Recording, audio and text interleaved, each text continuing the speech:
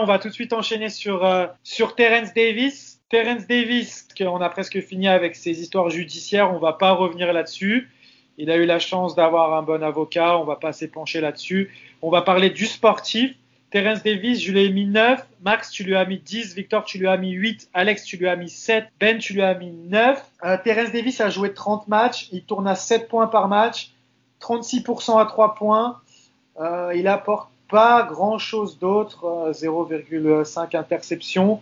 Alex, est-ce que tu veux commencer? Tu lui as mis 7. Tu as été le plus sévère avec lui. Ouais, en fait, concernant Terence Davis, ce qui est chiant, c'est qu'on attendait beaucoup de lui par rapport à la saison dernière et que il y a eu cet événement à l'intersaison lié à la justice à New York et on a l'impression que depuis, autant lui de son côté, les performances ont chuté et sont devenues très inconstantes.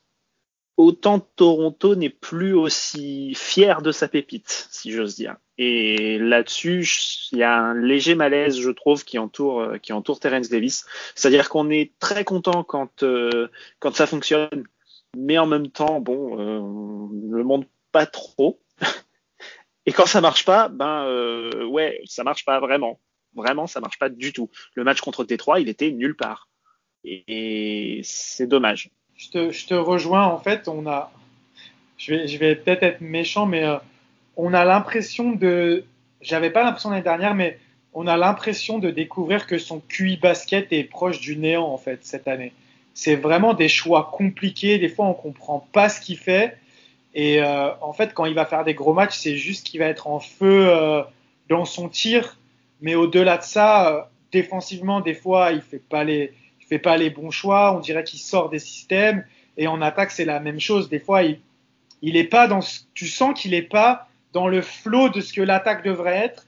Et j'ai mis 9 et c'est peut-être même un 9 gentil parce qu'il a fait quelques gros matchs. Il est capable de prendre feu de temps en temps. Mais pour moi, c'est vraiment inconstant et parfois, c'est vraiment pas du niveau NBA en fait.